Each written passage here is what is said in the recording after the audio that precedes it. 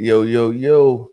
Welcome back to the Who You Talking To show. I am OleHead Rell, one third of the To Be Fair show. We got OleHead Sr right here, the Glizzy Gobbler himself, Mr. Vote Blue No Matter Who. And today we got a special, and I don't want to say guest because I think we're gonna keep it pushing with Unc here regularly. But we got Unc in the building. What up, Unc? How you feeling? I'm feeling fine being around my family. Mhm. That's what's up. That's what's up. And we're gonna have a good bit of stories. We're gonna. I guess, this is the first episode of having you here. So we're gonna do, I guess, a welcome home. How does it? How was the transition going? Oh, for those. Oh, you can tell you know what I mean. You can tell that side of things. Well, I'm glad to be back. It does take transitioning to inject yourself back to society because things are a lot different. Mm. People change, everything's changed. You need more money. Mm. You definitely need more bread. So I guess I'm just happy to be back because there's nothing like being able to just wake up and do what you want to do. do whatever you want to do. Mm. Pretty much. I feel it. So Yeah, but you just said all that but to the people that don't know who you are and whatnot. How long was you gone? Well, I got locked up on September the 28th of 2005, and I got out January the 16th of 2025. I went into the halfway house on that date, and I left the halfway house and went to my sister's on May the 28th. So I've been locked up, I guess, 19 years, 8 months, something like that.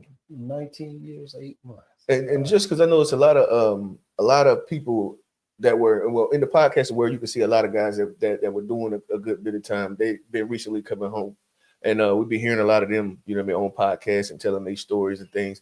But it seems, and this is just a question, like did Trump's what was it called, was that the Patriots Act?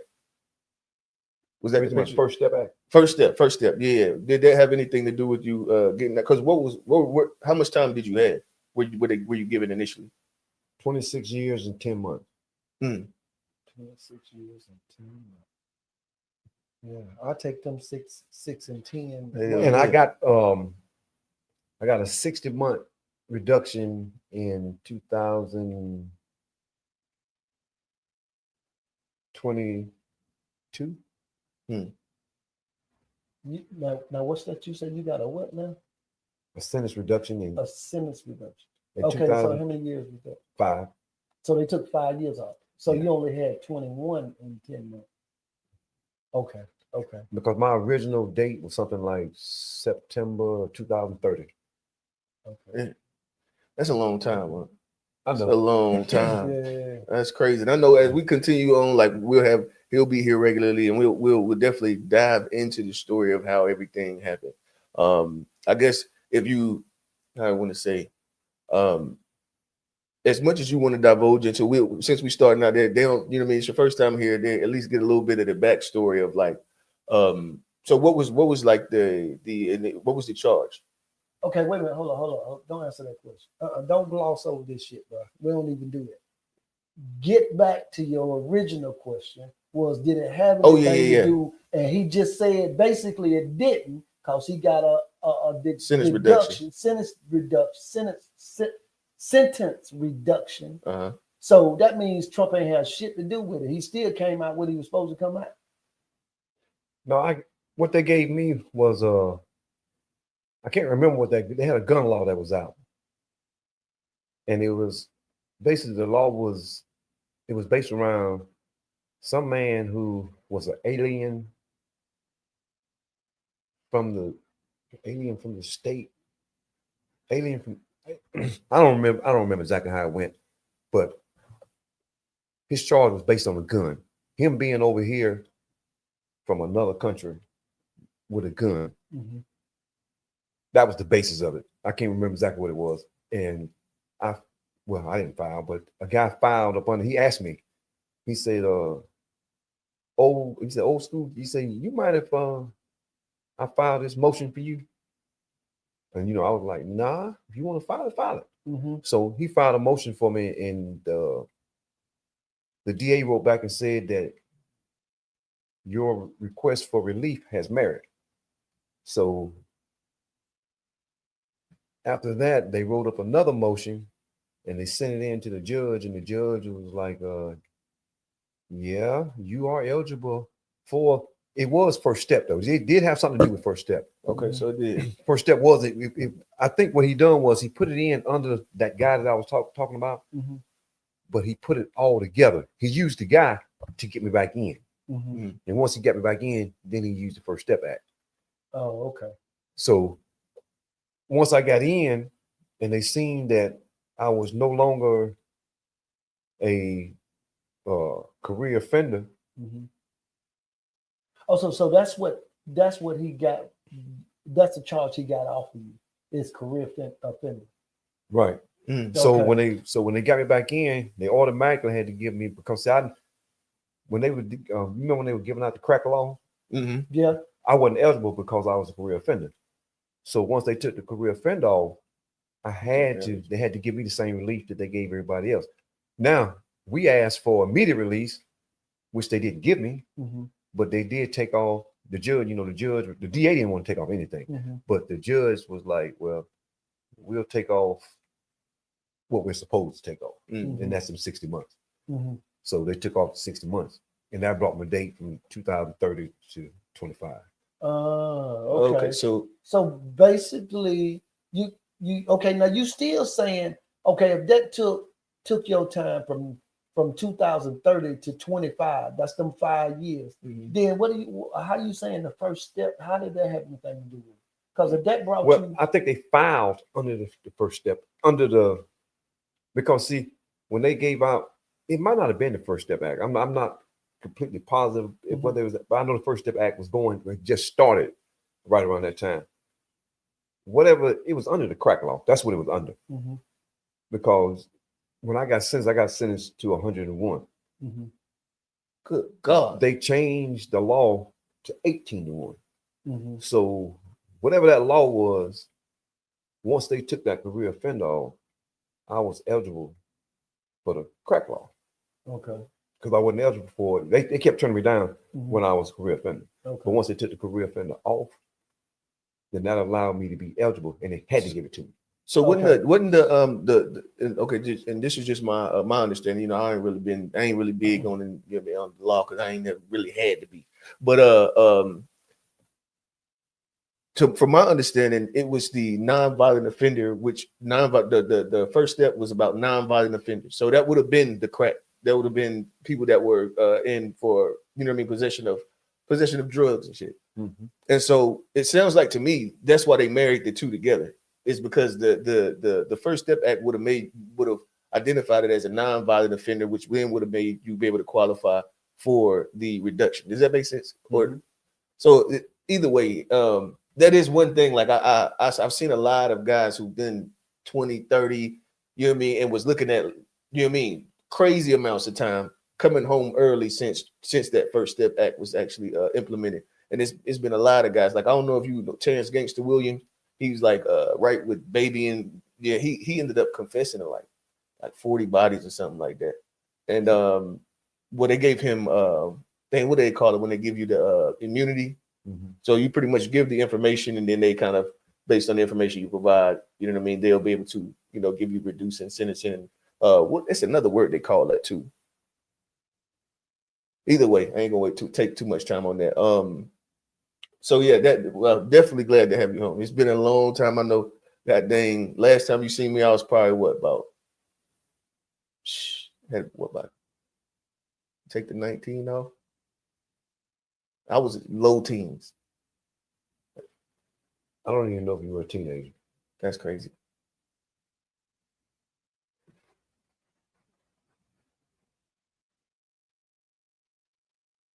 You may have been a teenager. Early. And so what have you seen, like some differences you've seen since before and to now, like things that just stood out to you that's like, dang, this is like super different than anything that I would have thought, or that I remember it being like, other than of course inflation, I know the cost of everything that went up tremendously, But like, what are some things that like you experience now that are like worldly different, like crazy different than before? Well, I would just people in general. You know, when I was when I was coming up, people actually respected each other. I don't see a whole lot of respect among people now. You know, people they'll cut in front of you, they'll bump into you, they won't say excuse me or anything. That's not something I'm really accustomed to, especially not in prison. That'll get your head knocked off in prison. But you know, people don't even really want you to be but so close to them. Mm-hmm. Before they say something, actually, you know, they're gonna turn around, man, why are you so close to me? So, you know, out here, man, they get right up on your bumper and won't say nothing. Yeah. So, you know, it's just kind of, you know, funny to see.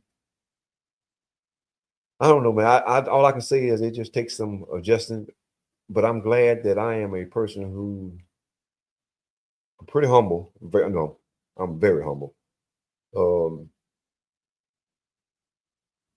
I try to think before I do anything. Mm-hmm. That's probably one of my most important assets, probably, is that I don't just react to stuff because I realize there's some consequences behind it that might not be the same consequence for you. Mm-hmm. Like the drive, just to give you an example, if I get in a car with no license and drive and the police pull me over, I'm going to jail. Yeah. And then my probation officer is going to be down there. He might revoke me and he might not. It's on him. Yeah. But you, it's going to give you a ticket. That's it. So, you know, my consequences are totally different. So I got to be very mindful about all things I do that pertain to breaking the law. Mm-hmm. So how long you on in that predicament, like on probation? Probation. Okay, they gave me 4 years, but based on what my probation officer told me, he said, if you give me a good year and nothing happens, he said, then you can put in a petition to the court to be removed. He said, if you haven't done it, if you've passed all your urinalysis tests, he said, then I'll recommend it. He said, so that's one thing that you have on your side. He said, but other than that, he said, that's about the only legal course you got that you can take, you know, as far as probation. Otherwise, you got 4 years. Okay. And I got a question. So, like, a lot of the times when I hear and I watch a lot of like Vlad TV and these guys talk about how prison was, and they talk about a lot of like how segregated prison is. Is it like, you know, the Mexicans, they rob for each other and the blacks? So like, what did you see as far as the politics in there? Oh, just what you said. They call them cars, is what they call them. Cars. That's what they call them. No, it's not. I think it's like the sections, right? Yeah, like sections. They like you got like a railroad car. No, you got the black car, you got the white car, then you got the Mexican car, you got the Puerto Rican car. A lot of times the little off-brand groups that might not have nothing like, just say somebody's from Portugal or somewhere like that, then they're gonna have a certain group of people that he automatically just goes up under. Now you can choose to be Christian, but they got a Christian group. Muslim. They got a Muslim. Now, if you choose to go up under that one of those groups, then you can do that, but you're gonna be one or the other. You're gonna be one or the other. Yeah, you ain't got no choice about you saying, you know what, I'm me. I ain't want no part of no group. Oh yeah, you're gonna be a part of a group. Is that a means of like protection, like being able to protect yourself and like, yeah, what is the reason for, like, you know what I mean, them mandating pretty much you're gonna be a part of it? What's the reason for that? So that everybody will be held accountable for whatever it is that they do. Like, if you got a black car and you just say we the black car, and if you go borrow this man's money and you don't pay it, the first time we're going to pay the money back as the car. Okay. The second time we'll probably pay it back again, but we're going to run you off the yard. You're going to go to the hole. That means you're gonna get your ass dusted out. You're gonna pack your stuff and go to the home, or Oh. you're gonna get whooped, or you might get whooped and still get sick. It just depends on who the head of the car is. Depends on, I mean, I don't know, it depends on what his level of thinking is. You got different kind of they call them shot callers is what they call them. Okay. And they're all of them different. Some of them they got level heads, and some of them they raw. Do you know what that's based on? Like, how do they pick the shot caller guy? Is it based on like is it bronze, or is it like, what is it based on? Do you know? It's probably based on reputation, probably. More likely, it's probably reputation. Is it based like violence, you think? No, not so much violence. It's just who you are as a person and how the people of that compound will perceive you. Yeah. That's basically how it is. So it's like being thorough. Like they asked me, I think that was in 2020, to be the shot caller. I turned it down. Why? Because my way of thinking, with the way that our car was, first of all, let me say this. A lot of the guys that were at the prison, they were hot. Okay, when I say hot, I mean they were telling. They were snitches. Yeah. So if you're hot, then you shouldn't even really be on the yard. So if you're a snitch, you're hot. Yeah, the same thing. Okay. So a lot of the guys was running around and they were saying, "Oh, OG man, we need to check some paperwork around here. We got to make you in charge." I said, "Nah." I said, "Because if you make me in charge," I said, "when you check that paperwork and that's your homeboy that you know from the street, you're gonna be the one that have to run him in." Run him in, you mean dust him off? Run him off the yard. Oh, okay. You're gonna be the one that got to do it. Because you hollering about this paperwork, and you know a lot of these, 6% of Charlotte is hot this here. You know these guys ain't done nothing but told. But you want to make a statement like that because you got beef with this certain person who you know is hot. Right. So you try to figure out a way to get him off the yard. So that's how you're gonna bring it up to get him off the yard. So what I'm gonna tell you, if you make me shot caller, if we're gonna check paperwork, if your homeboy paperwork ain't good, you're gonna run him off. And suffer whatever those consequences is when you run him off. Now we'll come back, we'll go get you. But you go in that hole because you're gonna run him off and they're gonna lock you up. So after that they kind of move back off of that. They kind of move back because they didn't, they say OG ain't playing right. I wasn't gonna play by the rules they want to play by. Yeah. So what was whoever the shot caller was at the time? How did he handle that situation? Well, really, the shot caller is supposed to be one of the most level-headed people of that group. A person who, let's just say, for instance, the Chinese car went in your room and stole something. Okay. Regardless of whether y'all got in a fight or not, it don't matter. I'm going to go to the head shot caller of the Chinese car, and I'm going to say, your dude violated one of my guys. He went in his room and took something. He need to pay that back. Now, you deal with it, or we're going to deal with it. Okay, the easiest solution for that is for them to deal with it. Right.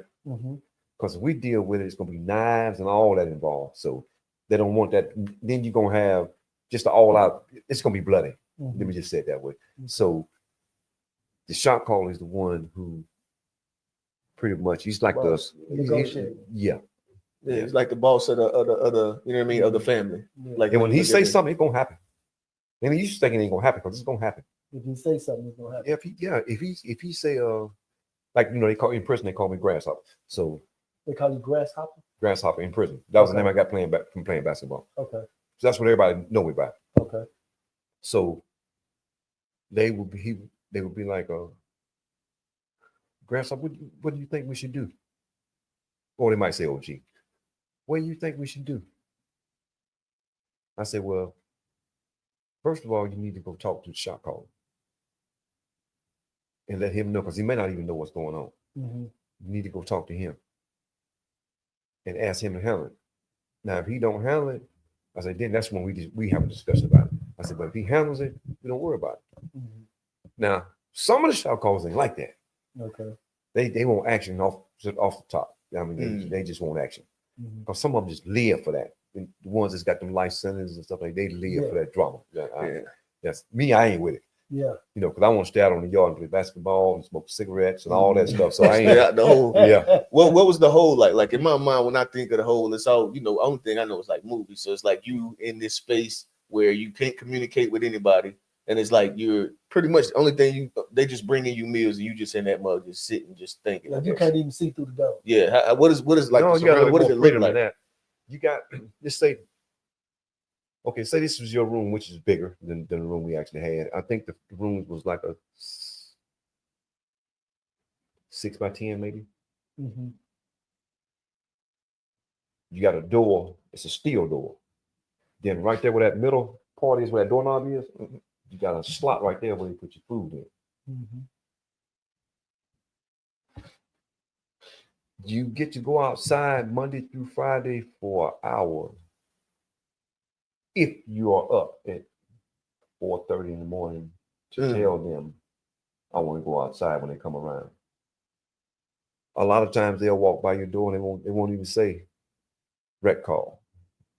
Or if they do, that's a rec call. I mean, I'm dead serious. That's just how serious that thing was. Yeah. Because the less people to go out, the less work they got to do. So they just, prison is not what they show y'all on TV. Let me tell you that. It's not. It is not what they show y'all on TV. I talk to my sister about that a lot.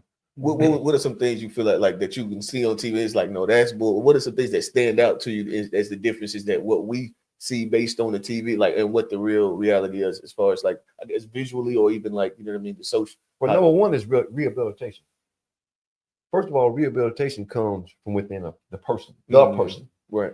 If I'd say I'm not going to do it, then I ain't doing it. So how can you rehabilitate? Mm-hmm. See, the person has to accept the fact that he needs some type of help in order to get some help. Yeah. But they tell the public, this is a place of rehabilitation. Mm-hmm. They don't rehabilitate you. When you do wrong, they lock your butt up. You go to child 3 times a day if you want to, but if you're late, you ain't gonna get it. I mean, it's more like I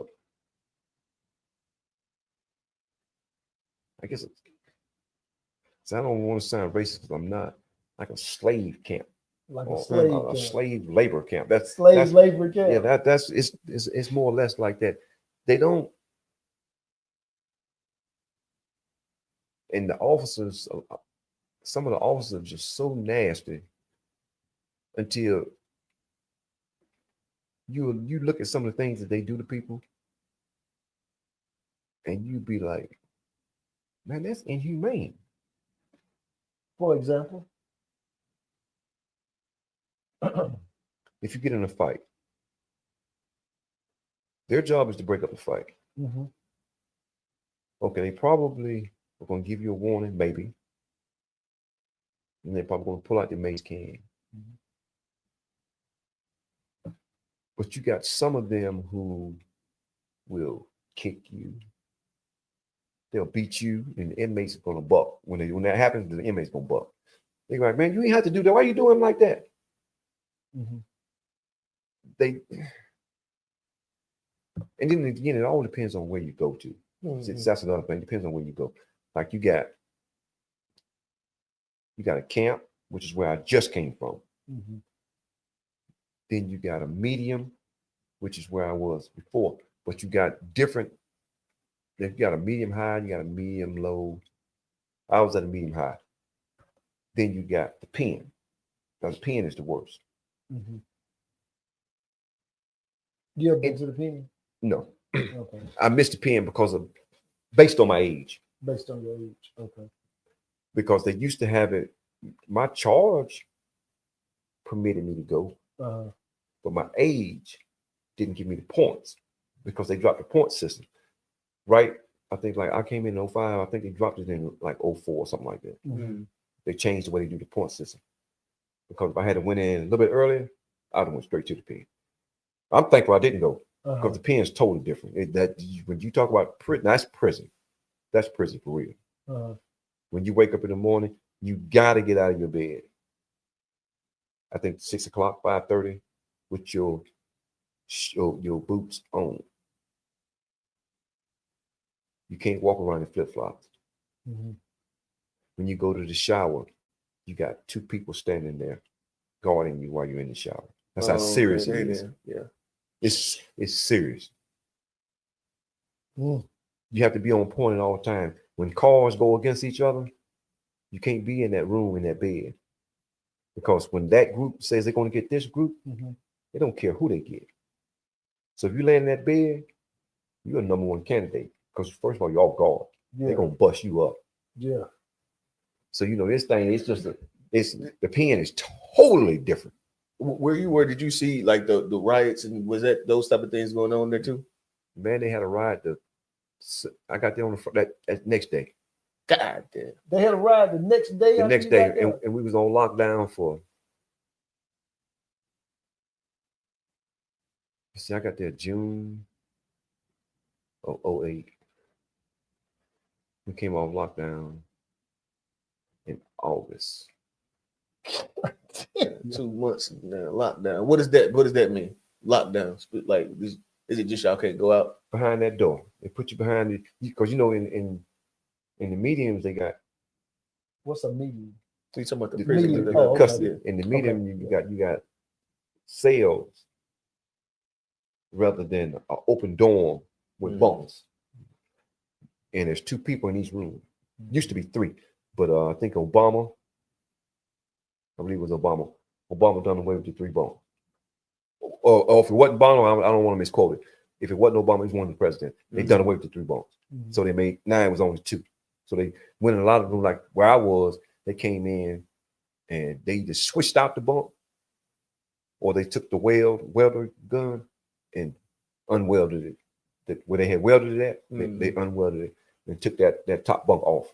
And I'm assuming that was to make the living conditions better. Right. It's just the smaller space and sharing the shit. Because they were saying that it was inhumane for 3 people to be in that little bit of space. Because that's that same 6 by 10 I'm telling you about, or 9, whatever it was. It's that same space, but they had 3 people in each room. Man, you couldn't even move without touching each other. So they changed it, and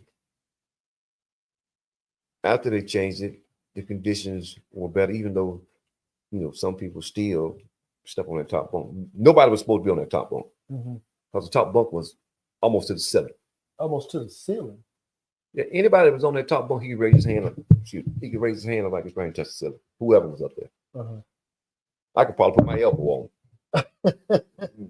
That's just how close you were to the ceiling.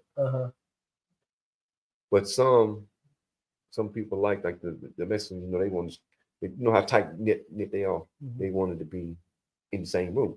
So they try to, rather than go in the room with a black, they better go in be that 3rd man on that bunk if they can find one. So they don't, they just, it's real. The prison is pretty much divided. Most places you go. Now some places, it's not as bad as others. Because you got some groups where it's just certain groups of people, they don't want you around. And I can't remember the exact group of Mexicans it is, but one of those groups, they don't want you to buy nothing from a black person. You better not sell them anything. We have no connection whatsoever. None. No connection. None. With different cars. No connection. It's prison. And that's why it takes, the people out here don't really understand. Like, I hear people, I hear you, because I think you even said it to me about a week ago, 2 weeks ago. You'll hear people say, man, you're not in prison no more. No, I'm not physically in prison, but it takes time for your mind Mm-hmm. to escape prison because you just think whatever it is you've been doing for the last 20 years, it's kind of hard for you to change if you've been doing it every day. Yeah. You can't just up and just change it. Yeah. Now, some people can, but those are the exceptions. That's what I call them anyway. So, a lot of stuff I look at, but I catch myself doing stuff now that I'll be like, man, no. If you want an example, I'll give you an example. I know one of y'all probably going to ask me. Yeah. When you use the restroom, putting toilet paper down on your seat. I got my own bathroom. So what's the use of me putting toilet paper down on the seat? Nobody don't use it with me. Right. But you have to get your mind to When catch you up with use what's a going public on. restroom, So you have to get your mind to catch up with that. And I'm getting real good at it now, where I just go and just sit down and just use the restroom. But before, every time I turn around, I'm putting toilet paper on there. And I'm asking myself, you fool, what are you doing? That's your bathroom. Yeah. Don't nobody come in here but you. Yeah. So why would you put toilet paper on Yeah. your, because in there, them guys in there, man, they're going to urinate and everything else all over and leave it. You got to come up behind them and wipe it and then put toilet, spray it down with whatever it is you got and then put the toilet paper down. So, after a while, man, your mind just it messes with your mind. I'll tell you that. It messes with your mind. Because that's just a totally different place. Because the guys a lot of people not respectful. And then you have to think about when they come from different countries and cities and all that, they grow up different. So they're not really in tune with what we're in tune with. Like it took me a while. Like when I left the medium and went to the camp, and I saw the dude right beside me, he's whoa. Someone just spitting in the floor. Oh, in the sink. I never seen that. In the sink? I guess I never seen that before. They will smash you in the medium. God damn. They'll smash you in the medium. Man, you will get smashed. But there, it's like, I don't know. It's different. Everywhere you go, it's gonna be. And you were saying something about if I reach over you like this to get something. Somebody. Well, they're probably gonna push you. They're probably gonna push you away from them, probably more likely. You just, everybody got a certain amount of space, and you just don't come inside people's space without permission. So if you just reach over them, then it's almost like you're just saying they ain't there. There. So depending on who it is, they're gonna retaliate to that. That's just part of prison. You could probably get away with it a few times, and you don't keep getting away with that. I'm quite sure you're gonna have some conflict about that. It's just a matter of time. And I'm gonna ask one of these Vlad TV questions before we move forward and get into like the marriage topic, because I think this is gonna be fun. This is something that Vlad asks every time. He gets somebody that's from that been in, been locked up for a period of time, or just been locked up in general. He asks, like, what's the most violent thing that you've seen during that time?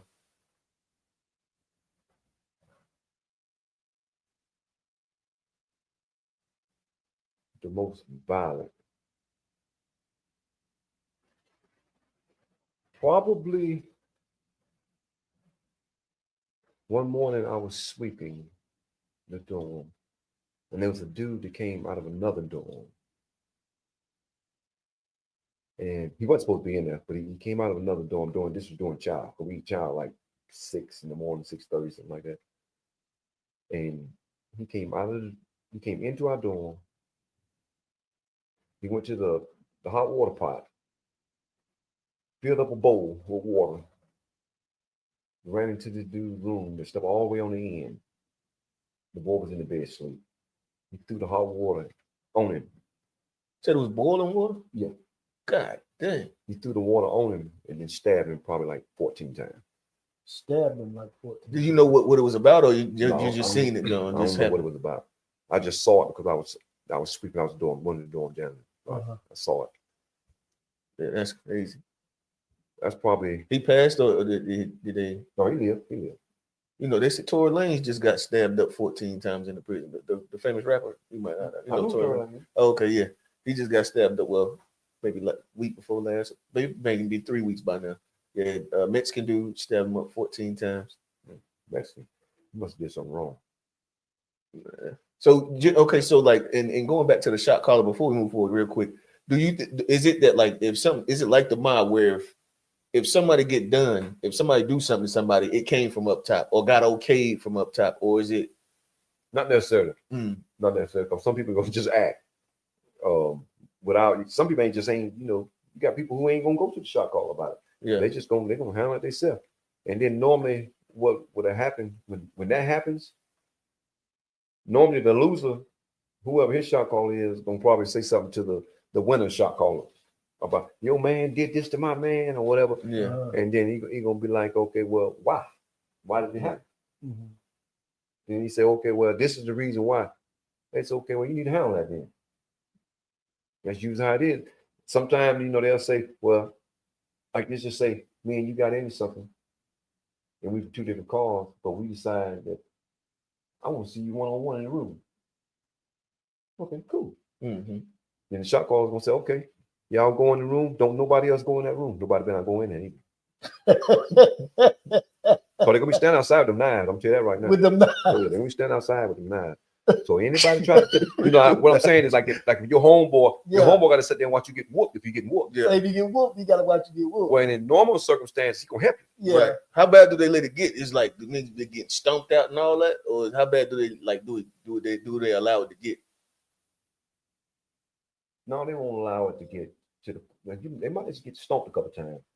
But they ain't gonna let it go to the point where when you pull. Matter of fact, you ain't going there with no knives nowhere. Yeah. They ain't gonna allow that. Yeah. I mean, if it get too bad, they'll come in and stop. They say, all right, man, you got it, man. That's enough. That's enough.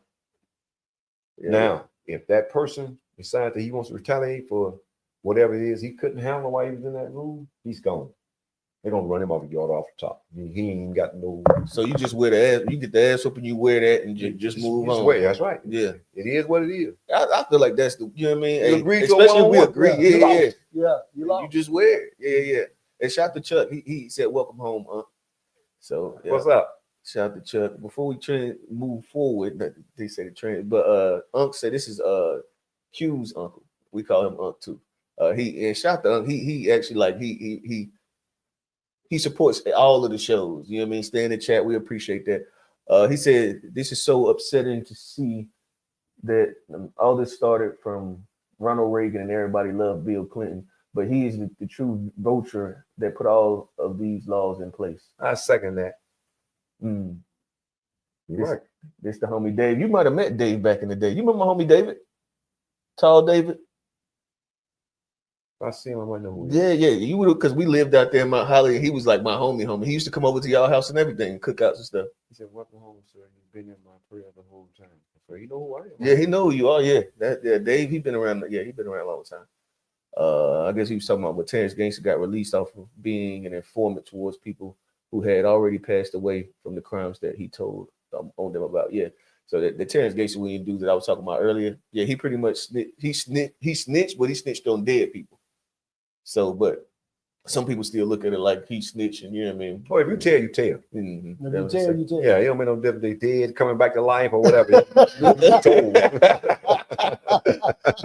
They talk a lot about pulling paperwork back there. So the crazy things like what you said, like it seems like everybody dang near is snitching. Man, like, so define full paperwork. Define it? Yeah. When you come in, they give you different calls are different but they'll give you, some will give you a week, some will give you 30 days to get your motion of discovery and show it to them, or get your what's it called?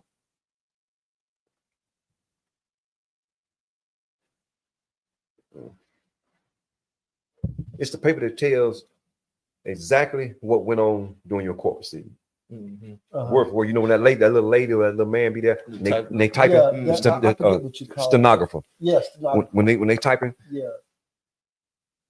they want that paperwork, so that. But see, it's got so watered down now until the people, they so slick and technology is so good, until they can take the paperwork, put it on the scanner, scan it, and then change things on it. and then send it in. So now what a lot of them do is they got this thing, this app called Pacer. Mm-hmm. But now it used to be free. Now they make you pay for it. But what they usually do now is whoever the shot caller is, he usually, might take up a donation or whatever from the guys, $5, whatever, and they pitch in for that purpose to get that app. Mm-hmm. Because it's pretty, they make it pretty expensive because they know what it's being used for. Yeah. So they do that. So when you come in, they get your number, your name, it's gonna tell you exactly what happened. Uh-huh. So you can't get out of it. And as soon as they tell you, like, because they give you opportunity, like when you first come on the compound, most compounds, the mediums and the most mediums, and the pins, they ask you or they tell you, if you told on somebody, step over by that blue door. No. Now, if you told and you don't tell us that you told, you at your own risk. Now, So what's up with the blue dough though? I mean, I just use that as an example okay. of the blue Okay, door. okay. I was just trying to separate it. Oh, okay. So when they run the check on you and they find out that you are, now you got some shot callers who are lenient and they might just say, hey man, just go ahead on and go on in, man, before they beat you down. Then you got some, man, you lie and they send them goons. They crush you. They Send them crush goons. you. They crush you. Yeah. And you still go to the hole. And you still go to the hole. But that's the reason why when you get there, the captains and stuff ask you, man, if you told, go over to that blue door, man. Mm-hmm. This is the easy way out of it. Yeah. Because them guys ain't gonna be easy with you once you get in there. And that's the truth. That's how it is. So that's what they mean when they say paperwork. They're gonna check. Mm-hmm. Yeah, they're gonna check. I remember, I never forget, I was at Fort Dix. This was in 2023. I think 3, or maybe the end of 22, one or the other. And I got there and I feel good about myself when it comes to paperwork and stuff like that. So the guys from the Philadelphia car, they were I went in the TV room and I'm standing up because I ain't got no check. I just got there. So I'm standing up and I'm looking. And the dude was like, man, where you from? I said, I'm from Carolina. He said, what part of Carolina? I said, Charlotte. And he asked me something else. I said, man, why you asking me all them questions? And he said, because this is Philadelphia room. I said, oh, okay. I said, I didn't know that. He said, yeah, this is Philadelphia room. He said, we check paperwork in here. We check paperwork. He said, we check paperwork in here. Uh-huh. So I took my ID card. Now, my shot caller said that I was disrespectful in the way that I did it. Uh-huh. I took my ID card and threw it on the floor. I said, there go my number right there, check it. And I just walked out the room. They felt like that was disrespect. Maybe. I mean, I can see it being that, but I was kind of hot because of the way that he was questioning about it. And after you be down, at that time, I think I had been down probably 18 years, probably 17 and a half years, something like that. And I'm talking to a man that's probably been down 4 years. Yeah. I don't even feel like you have a right to even talk to me like that. Yeah. That's why I felt different now. I don't want you to take it out of perspective because that still don't mean that I can't be wrong because I got 19 years, he got 4. That's not what that means. So when I talked to him, shot caller, he was like, man, grabs off, man. He said, man, you can't do stuff like that, man. He said, I understand why you did it. He said, but there's a way of doing things when you're in prison. He said, we got ways of doing things. He said, that's the purpose of having a shot caller so he can make sure that he's like the mediator between the cause to make sure things go the way they're supposed to go. He said, so when you do stuff like that, he said, I can't even help you when you take the car and throw it on the floor because you pretty much tell the man to fetch the car. Yeah. He said, so I can't really. And I was like, I thought about it. I said, man, you're right. So I went back and I apologized to the dude. And I said, man, I just felt disrespect because I assumed that you were trying to say that I was hot. I said, that's what I assumed. I say, and I guess that's just me overreacting or fast reacting, whatever. I say, so I said, so I apologize. So he took my apology and they made me a part of the Philadelphia room. Oh, really? Yeah, because I knew see, one thing I knew was that was the person throwing the card on the floor. When you check that card, ain't nothing wrong with that card. Yeah. See, I knew that card was straight. Yeah. So I guess I just took offense to it because, you know, after you being there so long and people, the longer you're there, the more people start respecting you. Then the older you get, you start accepting the names of OG and old time and all the Mm-hmm. And you know, Unc used to come for somewhere right around 40. Mm-hmm. They start calling you OG when you get probably 55, somewhere around in there. They start calling you. Now some of them call Unc 35. Some of them, but that'd be them young boys, that'd be 20. Yeah. So, you know, I guess that is Unc. If you're either 20. So, you know, it was kind of, I don't know, man. I'm glad to be around y'all. I tell you that. They ain't nothing like being around y'all. I'm gonna tell you that right there. Glad to have you back too, because it does change everything. You know what I mean? The dynamic of your presence does change everything. But we appreciate it. One other question. I know we're trying to move on, but one other question. When they pulled your paperwork, what did they say? When they pulled it? When you first got your paperwork pulled, what did they say?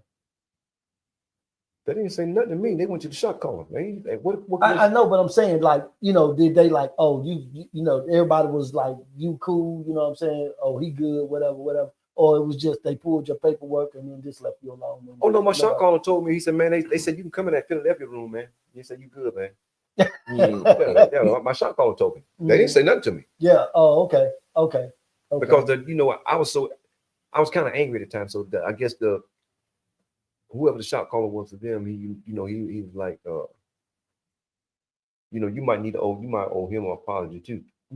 He said he already apologized because I mean, everybody was in that room. Not everybody, but they probably had like 8 or 9 people there watching the TV. When I took the thing and slid across, well, that's probably why they felt like it was so disrespectful. There was so many of them, and it was just me. And it, you know, they probably said, "Boy, you see the air of that dude there?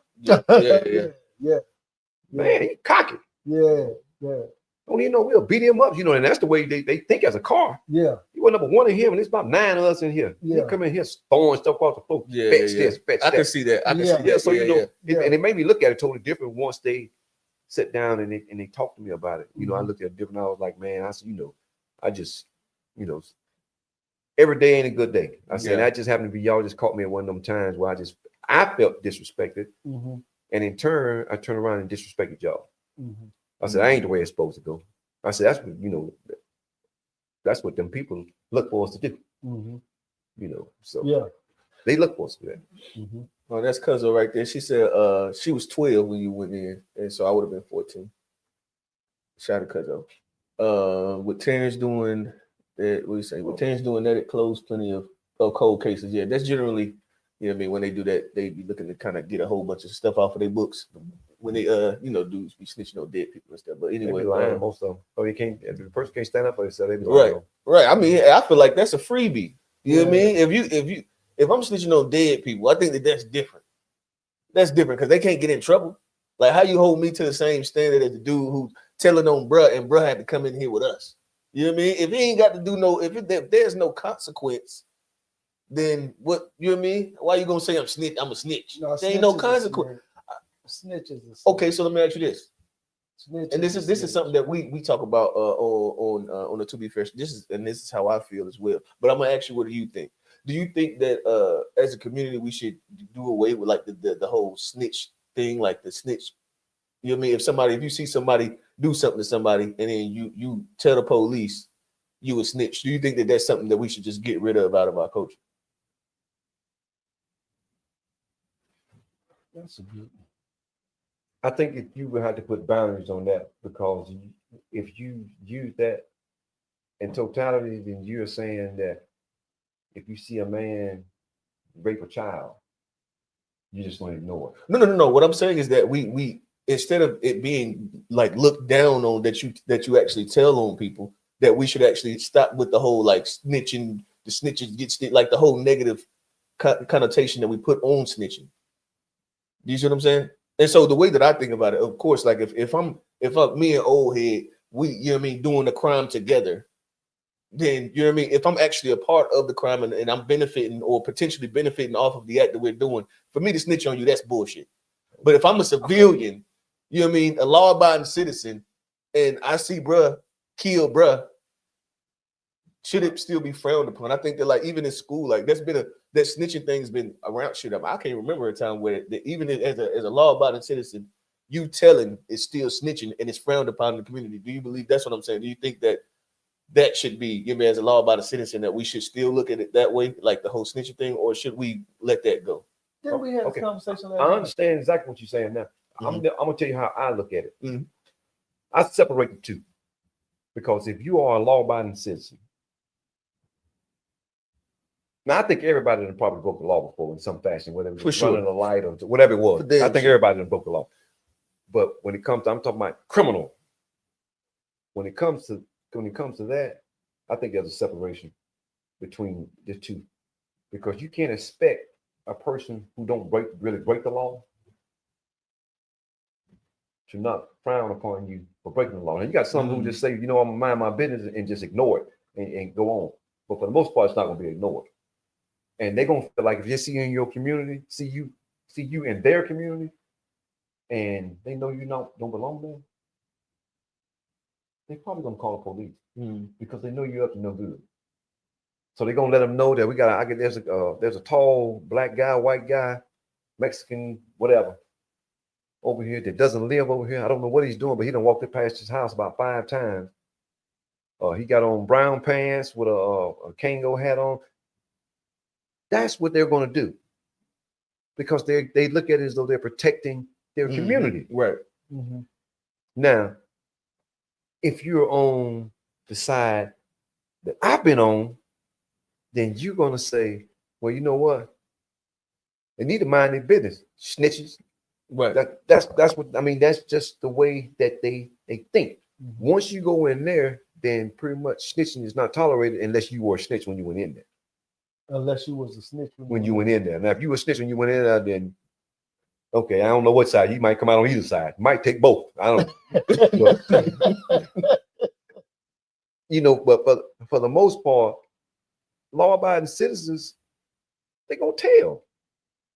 I mean, that's just how it is. And they don't actually look at it as though they're telling. They look at it as though they're helping the community. I'm like your next door neighbor. Your next door neighbor see somebody on your porch and they ain't never seen him, and you out of town. You're supposed to tell. They're gonna call the police. There's somebody on this porch over here. I don't think you're really supposed to be over here. Now, for me, I probably wouldn't say that because I separate the two. So that's the reason why I said from the beginning, you got to separate the two. See, I understand that if you abide by the law and somebody breaking the law, then you're gonna probably do what the law say. Yeah, that means tell, that's probably what you're gonna do. On the other hand, if you're a person who break the law, you're gonna say you need to mind your business. Right. I mean, that's just how I see it. Now, a lot of people inside that prison, they don't see it that way. They don't see it. They snitch is a snitch. And in certain instances, I'm the same way. But I'm trying to transform my mind into seeing things in a different light because I've been in prison all my life, see. So that's really the only thing that I know. I know I got a good family. Now, a lot of people don't come out and have that. But when it comes to prison, because you think about this right here. In 1985, I caught a 2-year sentence. I got out in 87, January. How old were you on that? I was when you went in. When I went in, I was 17 when I went in, and I was 18 when I went in, and I was 20 when I came out. I stayed out for a year and maybe a half. Got out in 87 in January, went back in July of 88. Had 30 years state. God damn. I did 11 years and 7 months. And that was when you were coming home, when you came and stayed with me and with our family. Okay, I remember. Yeah. Okay, I got out of that. I was doing well. Stayed out almost 6 years. Then I caught 26 years, and I was gone for 19 and a half more years. So pretty much overall, you say 19, we're going to say 20. We're going to say 20 years. What's the 11? 31, and then the 3. I mean, the 2.5 or 2. So 33 of my 58 years have been in prison. First 16 don't count because you can barely leave the yard. Yeah. So you put 33 and 16 together, what you got? 49. So you see how many years I've actually lived. Yeah, we're gonna get deeper, and I'm looking forward to getting deeper and like understanding like that. I don't really know nothing but prison, and it's sad. I'm not saying that to brag, because I'm not bragging about it, because there's nothing good about prison to me, except for the only thing good to me is that you have time to sit down and better yourself if that's what you want. If you don't want it, you're gonna come out worse, because you got a lot of people that gonna teach you what you want to know that you shouldn't be doing, because there's some bad people in prison. And when I tell you that, there's some bad people in there. There's nothing that those guys can't figure out in the prison. I mean, absolutely nothing. You can bring a tablet in there that they got on a machine that the prisoners got total control over. Give them 6 months, they have it doing the same thing y'all do. I'm dead serious. Man, those guys are amazing in prison, man. They are amazing. Let me tell you the worst, man, this is I don't even have the right word to describe this. I'm just going to tell it to you, and then you can just use your own mind. You remember when the phones had the batteries in the back? Man, these guys are so good. They take a piece of wood, shave the wood down on both sides, make it about this thin, about the same size as the battery. They put a female jack and a male jack inside that piece of wood and use that as a substitute battery that lasts 4 hours while they charging their regular battery. When I tell you those guys are amazing in prison, man, they are crazy. Amazing. See, man, I haven't seen so much. A piece of wood. A piece of wood. And it will work as a battery. I paid $25 for one of them pieces of wood. That's why.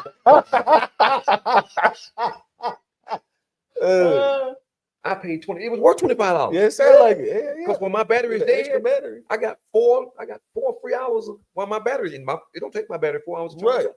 That's right.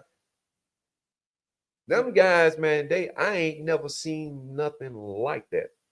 So hold on. So you telling me that I can take a piece of wood and put jacks on the end of it and it'll power my phone? If you had a phone that had a battery in the back of it that you take out, you take that piece of wood and put that female jack and that male jack on it. They don't want people to know that. Yeah, that's crazy. They don't want people to know that. I'm quite sure they don't, because if they did, I mean, because if everybody knows, then you won't never go buy no battery. Yeah, exactly. That's why I say they wouldn't want people to know that. Man, them guys, man, I done seen so much stuff in there, man. And I just look. Like the guys talk. Do you know how to tell if a battery is dead or not? A regular battery. AA, AAA. You know how to tell if the battery is dead or not? Put it between your lips. What do you mean? It's gonna be that little shot. Like your tongue and your lip. No, you just bite the battery. Bite the battery. Yeah. And what it's gonna do if it'll shock you if the battery is dead, then it's gonna be hard as a rock. Oh, yeah, if the battery is brand new, you can almost bite through it. Who fuck thought of that? I'm gonna just bite a battery. You know what I mean? I just said that's crazy. Who thought of that? In prison, those guys are so unique. I got to use the word unique because that's what they are. Them guys are so unique, man. I don't care. You can take away. You can take anything from them guys, man. They're gonna figure out a way to get it back in a different form. No matter what, I don't care what it is. The guys in the hole, they took the batteries from them back there. Them guys still figure out a way to smoke their cigarette. Because they were lighting them off batteries. Yeah. They were taking 2 batteries and then taking a razor blade and putting one on the positive side, one on the negative side, and it's gonna spark. And they light the cigarettes like that. They took the batteries away from them. No more batteries back there. Man, them guys still smoke. They was taking the wires out the electric socket right there. Yeah. some kind of way. I ain't never actually seen it. I just seen the sockets all burn up. They some kind of way they touch the wires and make it spark and light a cigarette. And then they'll take a piece of toilet paper, light it up, roll it, and send it down the hallway to the homeboy. To give him a light too. Some of them was even charging guys $5 or whatever. Light the food cigarette. off the lunch tray and all that old stuff. Like the cigarette. Man, them guys are amazing, man. Yeah, But that's see, crazy. they won't tell you, they're not gonna tell you about stuff like that. No, they don't tell us about They ain't stuff gonna like tell that. y'all about stuff like that because it makes them look crazy. So they ain't gonna tell you about that. I could just sit here and just think of just all kind of stuff that you probably just wouldn't believe that them guys can do, man. They make their own stoves and God damn. man, you name it, Innovation.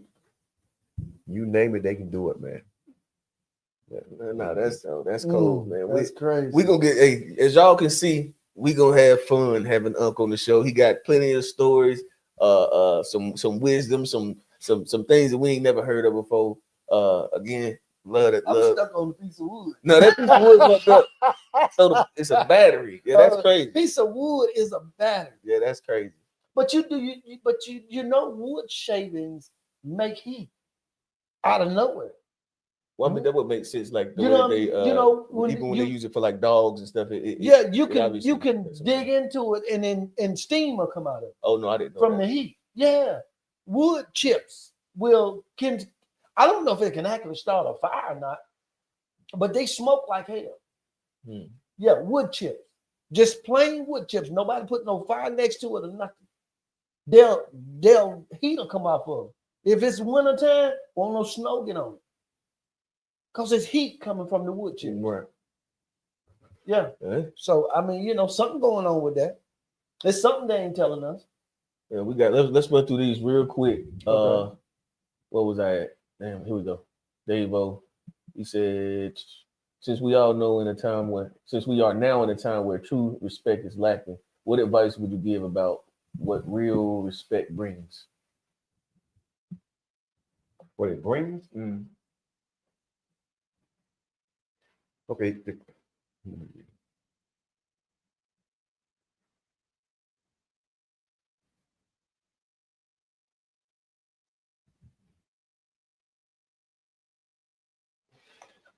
I don't.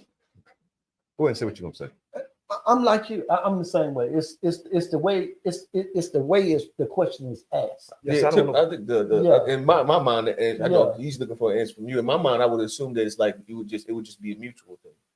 Real respect begets real respect. You know what I mean? It would be the interchanging or the exchanging of real respect. Yeah. Okay. Yeah. Well. Yeah. I mean, I just from reading, I just didn't really understand exactly what he was asking me. Exactly. Because when when you respect somebody, I won't use the word fear, but I'll say that that you can only do to them what you will allow to be done to you. That's what I would call respect. See, I know I don't want to hurt nobody, and I don't want nobody to hurt me. So if we having a conflict, then I'm going to respect you during that conflict because I know what's getting ready to take place. So I guess to answer his question is, you have to be appreciative of each individual until they give you reason to not be appreciative of them and respect their space and, just, I don't know, respect is just to me, it's just a big part of life to me. Because you don't never know what the next man is capable or woman is capable of doing. So if you just be disrespectful, they could be a 13-year-old. It might kill you or try anyway.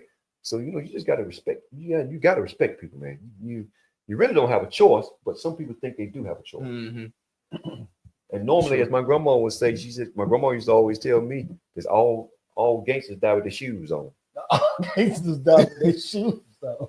That's what grandma used to always say. All gangsters die with the shoes on. And I never understood exactly what she was saying until I got older. Do y'all know what she's saying? No, I didn't get it. Well, a gangster. How does gangsters go out? They get shot, Get killed. shot. And most of the time they ain't in the bed. That's right. Yeah. They're gonna be out on the street somewhere. Right, right. And they're gonna have their shoes on. Yeah. Yeah. And it took me a long time to figure out what my grandma was talking about. So she was just letting me know that when you tough like that, you die with your shoes on. You die with your shoes on. Yeah. And she just let me know I wasn't tough as what I was portraying to be, basically. Because you know she was a lot older. So shout out to Ugg say this is a real stand-up dude. Have heard plenty of prison stories, and I've heard plenty of people coming out of prison and saying I don't want to talk about it. Respect to this gentleman, 100% pure man. Shout out to Ugg. Said Jesus, a slave camp. That's heavy. Shaking my head. That's because of again. He say I see a lot of comments but no likes. Come on, we got shouts to yeah, appreciate it. Yeah, tap that like button for us, man. That'll help us get into the algorithm. And we never said that before. Yeah, because I mean at the same time we really just be wanting to have a conversation and we just like talking to each other. So it's not really so much about the social media thing as it is just allowing y'all to see the kind of conversations that we generally had. Shouts to Chuck said, do you think I'm assuming Trump would transfer any prisoners to El Salvador? Only thing I want to say about Trump, man, don't be surprised by what he do. We were just talking about that the other day. That's all I can say. I wouldn't be surprised. Yeah. They talking to each other right there. He talking to Chuck right there. Is there access to good medical care in there? Access to good medical care? Access to good medical care? Absolutely not. Wow. Oh. I'll say if you are sick, you better try to get to a facility that house sick people. Because if you go to a regular facility, you're going to be in trouble. Because it's almost like their policy is, unless you're falling out. Okay, let me just say this, and this is just cut to the chase. They have, you know what sick call is? They have sick call once a week. Damn. Once a week. Yeah. I mean, that way you don't have to.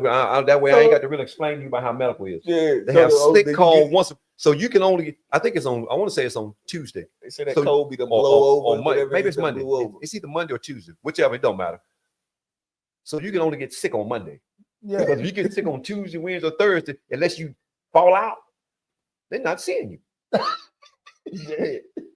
That's crazy. So I hope that answers the question about medical. Yeah. Medical is terrible. Definitely answers the question. Now, me, because I had been there so long, because you got to remember I stayed at one camp from June of 2008 all the way to 2022. So I was there 14 years and some months. So I guess you could say seniority or whatever kind of played in my favor. But for the most part, from what I saw, a lot of those guys, man, they just kept writing those people up, kept writing them up. And that's a grievance. They just kept writing them up. And it really didn't change a whole lot unless it went to the region or something in the region, kicked back and saying, yeah, listen, y'all better take care of that man. But other than that, they really don't do a whole lot. Now, I mean, they got their picks now. If you're 60, 70 years old, then you might get a little bit more favor. But for the younger people, and I got to say it was some of us too, because the least little thing that happens is we want to run the medical. So then at first they didn't charge. Then they start charging $2 per visit, which really still ain't nothing. But of course, we complain about it. So now, so you got to pay in prison to go get some medical attention. You got to pay $2, and they're gonna take it, and they're gonna take it out of your money out of your account. So you ain't getting away with it. Only way you gonna get away is nobody don't send you nothing. So they send you something, they gonna get their money. Damn. So that's crazy. So like, if somebody ain't got no support from back home, oh, they'll be indigent. Then they'll be all right. Okay. So they'll look out for them just because they ain't got nobody sending no bread. Yeah, they're indigent, so they all right. Okay, I was about to say, damn, you mess around and ain't got no people at the house, and you can't even get medical support because you ain't even Yeah, man, you got $2. Man. But even if you do got $2, you ain't gonna get no good medical support. You can get some support, but it ain't gonna be no good. It's gonna be on Monday or Tuesday. It's like the older people, really, the ones like once I turned like 50, 53, 4, somewhere around there, then I started getting physicals every 6 months. Last year I got a colonoscopy. I don't know how much they cost, but they're expensive. I got a colonoscopy last year. I got some other kind of thing where they take a tube and put it inside your stomach and check see if you got some cancerous. I got all that stuff while I was at that camp for that little year. I was there about a year, maybe a little over a year. And that camp that's the best medical I ever seen. I mean, they took me to the eye doctor twice, and all this was in a year, what I'm telling you about. In 1 year. I didn't have all that stuff done in the other 18 years. Yeah, that's crazy. Yeah, the medical just ain't, I mean, they just do, first of all, a lot of times when they send you to places, they're supposed to send you to a place based on your health anyway. If you're a person, you got cancer or whatever, you're not supposed to go to a place where other regular people go. You're supposed to go to a place where they can treat cancer. Right. But a lot of times, that's not what they do. They just send you to a place that's available. Right. Yeah. So when you have it, then they'll wait and they'll say, "Oh, you can't be here. We're going to have to move you to care level 1." Then they'll transfer you there. Now, all this time, you've probably been there a year and a half trying to get back to a place that's going to give you some help. Yeah. Because you got problems, you got diabetes or whatever it is you got. Yeah. It just been getting worse. But it's just getting worse and worse and worse. That's why a lot of camps, when you go to them, they're like, nah, bro, you can't come here. Bro, you can go to, because they ducking that lawsuit. They don't want that. No, you can't be here because we can't treat you. Yeah. We can't treat you. I was locked up at the satellite jail system here in Charlotte. I watched a dude die in there.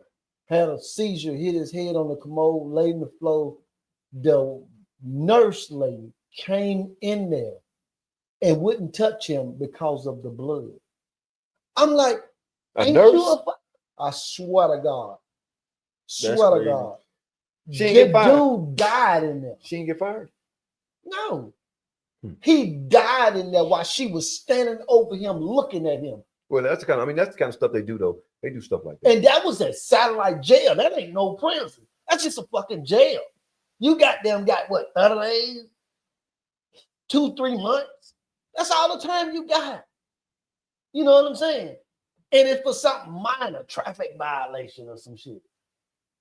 Maybe, I don't know. I don't know if anybody in there was on probation or nothing. I'm talking about just regular little bullshit. You know, you got a speeding ticket doing 20 miles over the speed limit or some shit. That's what niggas in there for. Oh, child support. Bruh died while he was in this cell over here. It's like like you say, a bunch of bunks in the room, whole bunch of people in there. It was 2 of them side by side. I was in the one on the right. He was in the one on the left. He died right there. Sure did. Right there.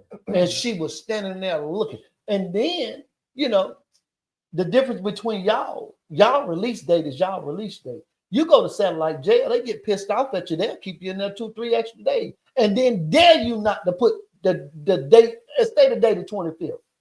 Dare you not to put the 22nd on there. They're going to take you back there and lock you up again. Feces, when they get pissed at you, bro. Tell that man here in your personal space. They'll put you, look. Didn't you hear him say he was glad he was out? He was glad to be around. Didn't you hear him say that? Right. I'm trying to get him acclimated. You know what I mean? Hey, shout to say this damn near brings tears to my eyes because it's nothing like family loving own family. You all welcome home is a great representation of African American love of one another, respect. Shouts, appreciate that. Appreciate that. But yeah, hey, let me finish though. Man, you gonna tell that story long as hell. Go ahead. Man, look, see, that's what I gotta put back. Go ahead, you good. I'm listening to you. That's what I gotta put up with. You see how he treat me. You see how he talk to me. Yeah, that one. You see how he do me. He do this all the time. You don't see it. Hey, we was out there on the porch. You saw it, right? Man. No respect. Man. Listen, I was in a cell, bro. They got mad at me. They put me in a cell that was so cold. It was too cold to go to sleep. You couldn't even sleep in there. It was too cold to go to sleep. But I wore long sleeves for the last 15 years. Long sleeves in the summer. When you gonna get them from? What, long sleeves? Yes. What you mean, they give you what you wearing now. You don't get no sleeves. What is it? I'm telling you where I was at. Not where you was at, where I was at. They took me out of there, put me in another cell. The feces in the commode was out of the commode. I'm talking about it was piled in the commode, but it was like a crime. If you had to take a shit, you had to shit on a pile of shit that was out of commode. What did you do about it? What the hell was I supposed to do? What did you do? Y'all didn't have no panic button or nothing here? Yeah. Beat on the door. That's your panic button. Beat on the door. Then they're gonna get pissed off, probably see something well worse than that. I don't know what could have been worse than that. So you in there with probably got with it had to be unhealthy because you could smell it, and feces, gas come off of feces. Gas. You know what I mean? Like you can fart and strike a lighter and it'll light up. I done seen some white boys do that. That's the only reason I know. Okay, I'm aware of it. Okay, so you see how long this goddamn story is. Go ahead. No, you can have the floor, sir. I'm done. Say, he said he put it exactly the way I guess it needs to be put by a person who served too many years in a prison, unjust due for his crime. A snitch is a person that is part of the crime or outdoing crime. Okay, he talking about the snitch conversation. Yeah. Let me see what she say. I have a date, but I will watch the rest of this later on. Great segment. Love y'all. Love you too, cuzzo. Shout out to bruh. Shout out to Steve. What you doing with a date? Yeah, it better be with Steve. Yeah. You know that she talking about Steve. That's Niecy, boy. I know. She know I'm picking at her. He's exactly right. For the most gene people or people, I don't know. You kind of might have rushed on that one. All right. I'm not sure exactly what he was meaning to say. He's that right. For the most genes people or people who got caught, the people who make the money is the people who didn't get caught. So let me ask you this shit. I may end up having to change the damn the thumbnail for this one because we ain't talking a bit about marriage, and I'm cool with it. You know what I mean? I'm cool with it. I ain't worried about that. I'll just change the thumbnail and let people know this is the welcome home episode of the show. So let me ask you this. He said he talked about like unjust. Do you believe that you deserve what was given? What to you? Yes, the time. Do you believe that based on the law that they gave you a time that was appropriate for what the crime was? No, because I ain't commit the crime, but because I wouldn't tell. Okay, so if you would have committed, okay, so this is something else that they always say: everybody in prison is innocent. No, that ain't true. You heard I know you've heard that. They've been saying that for years and years. That ain't true. That's not true. But I mean, you do have some guys in there that are innocent. But I'll tell you this: if there's 50,000 people there's more. If there's 200,000 people in prison, you can best believe 198,000 of them committed a crime. Yeah. So are they in there? Do most of them say that they was innocent, or niggas just like, it is what it is? Most of them, that's what most of them say. You're gonna have a few that's gonna say they didn't do it, or they so in denial about the way they got convicted. Some people think that because they were told on that they didn't actually commit the crime. And that's funny to me. I can't do nothing but laugh when I hear that. I'll be like, man, you still did it? Yeah. You did it. Yeah. I say, so you're not innocent, man. I say, now, I don't agree with them telling on you. I say, but didn't you know when you added these people to your group that there was a chance that one of them was going to tell? I said, because you can't. I mean, me personally, I just think that if you're going to do something, you probably need to do it by yourself. Then that's what I was just about to Unless say. you're going to tell on yourself, and I doubt very serious that's going to happen. Mm-hmm. But the more people you add, the more chances you got of being told on. That's right. That that's how I look at it. Now, everybody might not be that way because some say, man, we came up from the sandbox. Yeah, well, you were still in that same sandbox when you told them. I mean, it is what it is. I don't sugarcoat stuff like that because I know I done seen too many people. Man, there was this mom from Statesville. She had 2 twin daughters. And she got on the stand and testified against her 2 daughters. They got 20 years apiece. Damn, what they do? They had a drug conspiracy. And when I saw that, I did not need to see any more. If a mom would get up there and tell on her 2 kids and get them 20 years, man, people would do anything. Man. Yeah, they was probably about to hit her with the baby dub. They was gonna give her the 20. It don't even matter. No, I'm just saying that when a lot of the time they said if they give you that number be the thing to be getting people to tell. Niggas start talking when they tell you that they start talking them football. Most of them don't even get the number. They just tell. they just call. They just like to tell, man. Some of them ask the police, hey man, what can I get if I tell you about this? Yeah.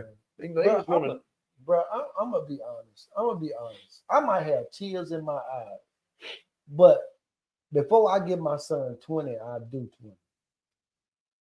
I can't disagree with you. I'm just being honest. Y'all, everybody always talk about this, that, and the other. Whatever. I basically just did the same thing you're talking about. Yeah, I know. I was. But I mean, the way I look at it, this is how I ain't gonna do so. it. And my dad, and I'll tell you this. God bless him. So my dad said to me, he said, "Boy," he said, "You're definitely a better man than me." He said, "I think I'm a pretty good man." He said, "But I just don't think that I could have took that the way that you took it." He said, "And you were given an opportunity." He said, "And you turned it down." He said, "I just don't." He said, "I can't. I don't." He said, I couldn't have did it, son." He said, "I can't." He said, "I love you." He said, I understand." He said, "But I tell you, if you're guilty, then you need to be punished." No, I and that's why I stay out of the whole street game because my thing is, I remember I was getting in the car with my homeboy. He remember this to this day. So like I done had some scares. I told you a couple of my little stories. You know what I mean? I got in the car with my homie. We used to, I used to smoke heavy. I used to smoke trees heavy. And but one thing is that when I came home from the military, I realized that like I got too much to do, especially, you know what I mean, when I start actually building myself and acquiring things and family and all, like I got too much to lose.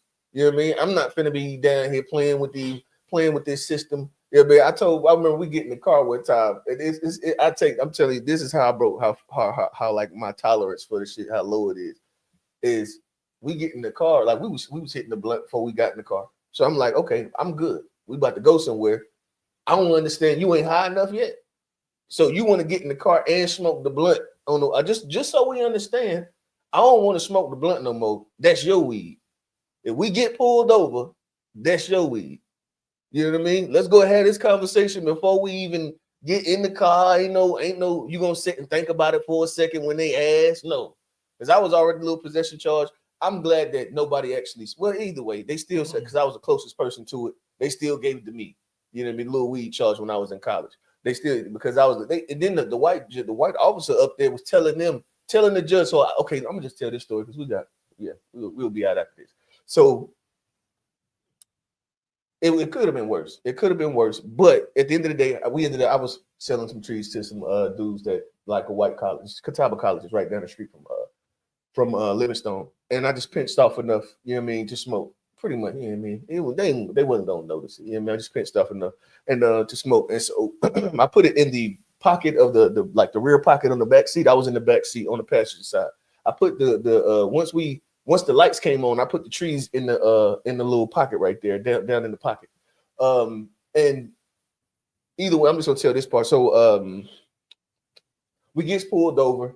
We in a Cadillac like Seville or something like that, tinted windows with speakers in it. And we get pulled over. I'm trying to make this short. Trying to think of a shorter way to make. Bro, just tell a damn story. You keep too much. And this going. Okay, well, fuck it. All right, so We get pulled over in Salisbury. Everybody know these two black particular officers. Everybody know these guys, Hunter and Ford. During this time, I don't know if they still around now, but everybody know them niggas just be fucking with the college students like crap. I'm gonna say I ain't gonna sit here and just blame them. We was wrong. You know what I mean? Oftentimes we was doing the wrong fucking thing.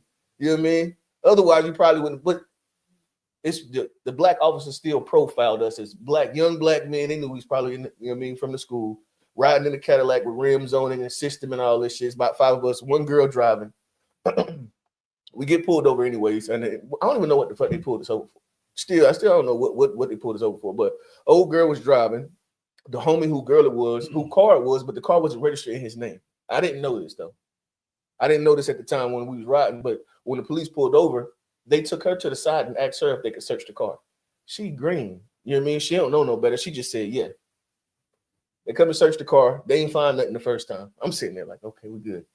These motherfuckers bring a dog, and the dog starts scratches on. It was like a 5 CD mixer, like a 5 CD changer that was like in the arm, like where the armrest was. And he used to put trees. It had like a little slide and a little thing. He would put a little bit of trees in there. You know what I mean? And so the dog was scratching on that joint, and but it wasn't in there. So I'm thinking we good. So then this motherfucker Hunter, I just know it's something. And these niggas start pulling all of the mats out. It's about 4 officers there. They pulling all of the mats out. Sooner or later, you know what I mean? They end up finding shit. They asked whose it was. Nobody said anything. You know what I mean?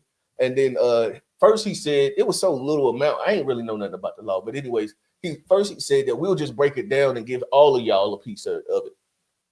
And nobody still said anything. So then he came to me and was like, well, we just gonna give it to you. You was the closest one to it. And so I ended up getting the ticket and all that shit. Get charged. That's not cause to get that charge. I wouldn't know. But they threw it out. See, the crazy thing is like during this time period, man, I remember this shit was stupid because like it's crazy how like when you waiting to go to court, that should have just pop up in your head at random times and just fuck your day up. Like I literally like be messing with this was back then. I can talk about it, messing with a chick, you know what I mean, having a good time, and that should have just go in your mind. It's like fuck. Ain't no telling what you know what I mean, what I'm about to have to deal with this shit. But anyways, so that's when I decided I was going to the military. During this time period right here, I'm like, yeah, I'm gonna get the fuck out of here. Go ahead and go to the military. Bob's already there.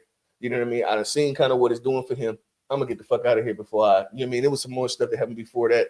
I was like, bro, it's time to go. You know what I mean? And so I get in contact with a recruiter. He says that he's gonna come to court with me, and you know what I mean? That usually they were saying that like he would probably be able to get me off of it, saying that I'm going to the military, right? And so I talked to him maybe like 2 weeks before the date, give him the date and everything. He didn't show up, so I asked for a continuance. I ain't even have no court-appointed attorney or nothing. I didn't know. You know what I mean? I had no idea what the fuck I was doing. I didn't know I need to go to no office and talk to nobody about trying to get a, you know what I mean, court appointed. But anyways, so he didn't show up. I was like, damn, it's probably my fault. You know what I mean? I didn't talk to him. I talked to him like 2 weeks before. You know what I mean? So this time I talked to him again like 2 days before on the next continuance. They gave me a month. You know what I mean? It was like the next court date was a month later. I goes in and I show up. This nigga didn't show up again. I'm like, what the fuck? You know what I mean? She let me know that day. She said, yeah, well, you're going to have to represent yourself on the next time you come in here. It was another month later. So I called the recruiter office. They said that this nigga done switch locations. He done got, you know what I mean? He does, I forget the name, the word for it, but he ended up going to another recruiting office in a different state. And so I'm just like, oh shit. So I'm just going to literally sit here and have to represent myself. And I ain't, honestly, to be completely honest, it still hadn't clicked in my mind what that actually meant. That I was actually going to be up there talking against the fucking police. Mm-hmm. I didn't realize that, and it just happened. You know what I mean? And man, I remember I showed up late. Mom Dukes didn't want to go because what I had told her was like, at the end of the day, I was looking at people that was getting, you know what I mean, with similar charges. They was either doing 30 days locked up or a year of probation. And so in my mind, Mom Duke, I let her know like I'm gonna take the 30 days and I'm gonna get out of here, go to the military. You know what I mean? Because I can't do a year of probation. It's just taking me. You ain't no telling how much I'm gonna fuck up between. You know what I mean? A year. I did the same shit. That's how I ended up with that pile of shit coming up. Yeah, but so I ended up. The officer was sitting there like literally. This is when I really realized like these motherfuckers would just sit there and lie. They'll just sit up there and tell a lie, bro. Like literally, I'm sitting there. of course, I can recall everything in detail because this was like a big moment in my life for me at this moment. You know what I mean? Even though it's minor, you know what I mean, compared to like the stuff that you were getting into, the stuff that I was getting into, that it was real minor looking back, but like to me, it was a big deal. And so I remember that shit, everything. And this man don't remember how many people was in the car. He said that they said all of them said that it was my trees. The judge asked him, do you have a signed statement from them saying this? You know what I mean? So apparently, for them to say that they said it, they would have had to sign a statement saying that that's what they were saying. You know what I mean? That's the judge asked him if he had it. He ain't got it because you're telling a fucking lie. You sitting here lying. And then the crazy part is it's some white guy up here. Now, I know who pulled me over. Like I told you, we know who Hunter and Ford is. I know these two black guys. I see them all the time. This white guy sitting up here talking, you know what I mean? Like, I don't even know who bruh is. He gonna make a joke. I told the judge that too. I was like, I don't know who this man is. Like, we know who Hunter and Ford is. You know what I mean? Everybody gets, well, I ain't gonna say everybody, but that's very normal. We know who Hunter and Ford is. He starts laughing and talk about maybe that's because he was high or some shit like that. He made a joke to the DA about me. Maybe it was because I was high. She ain't laugh. She straight faced his ass. And I remember at the end of that, like I'm sitting here like they just sitting here gonna lie and everything. You know what I mean? And I beat the case. Like literally me sitting up there representing myself. I walked out of there. She was like, yeah, Mr. Fluker, you can leave. And I looked around a little bit. I'm like, I can just go. And she was like, yes, you can leave. You know, the funny thing is I left out of that court. I glid out of that motherfucker. When I tell you I glid out of there, I was gliding. I glid out of that mud, went straight to the schoolhouse and smoked the blunt with the homie. I was late for work. I was working at McDonald's. Late for work. And I get all the way back and going to the McDonald's. I go to work and the boss man was in there, like the actual like I don't know what his position was, but like regional some shit. He was the main boss man, black dude though. And when I walked in, he was like, "Yeah, man, you late." I was like, "Yeah, man, I had court. I didn't know it was gonna be that long. I thought I would have been able to make it in time." And he was like, "Yeah, probably for something you shouldn't have been doing." And I was like, "No, it was something I shouldn't have been accused of." You know, I was lying. You know what I mean? I was guilty of the motherfucker, but I ended up skating out of there, and I kept my job. But well, I probably worked at McDonald's for maybe 2 more weeks. Okay, sir. Let me ask you a question. I want you to be honest. Now, it took him about 30 minutes to tell that damn story. You told me to tell it. So let me ask you a question. Does he not do what he accused me of doing?